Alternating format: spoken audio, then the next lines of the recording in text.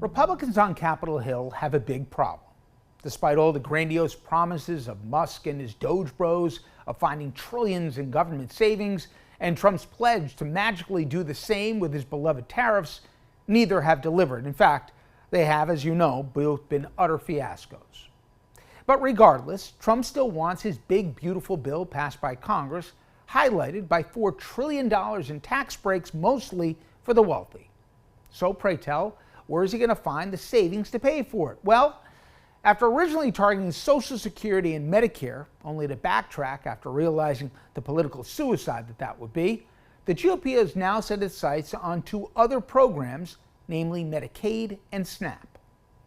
Now, both of these serve as critical lifelines for the most needy people in America, with 71 million people relying on both Medicaid and 41 million on SNAP. And SNAP is a supplemental nutrition assistance program. Now, this is all part of a Republican plan that seems to be intentionally trying to harm the most vulnerable among us. The House GOP, they've refused to extend the Biden-era enhanced tax credits that help low and middle income afford health insurance, and they've added new barriers for poor Americans to qualify for coverage under the Affordable Care Act. The CBO, nonpartisan, they estimate that when these changes go completely into effect, nearly 14 million Americans will lose health coverage. And please, someone explain to me how exactly that makes America great. Now back to Medicaid and SNAP. To hear how Speaker Johnson tell it, this is just a way to get people off their duffs and stop being freeloaders. The new requirements, to be clear, don't just go after healthy adults. 2/3 of the people losing food assistance are children, the elderly, and disabled. For Medicaid, the idea that recipients are young guys playing video games all day is just that, only an idea.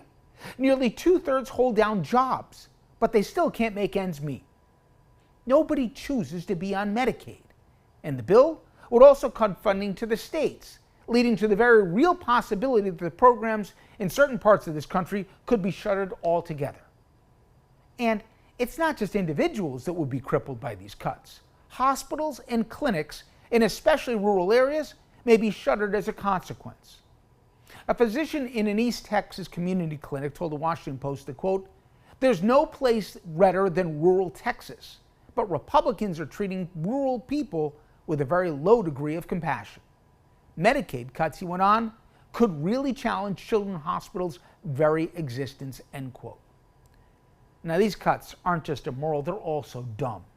By getting rid of Medicaid, you take away people's ability to seek preventative care, which is a heck of a lot cheaper than going to the ER when the illness turns into a crisis, with a far greater likelihood of a longer hospitalization stay. That's right, that's on you and me, the taxpayer dime, and of course, preventable death, if anyone cares about that.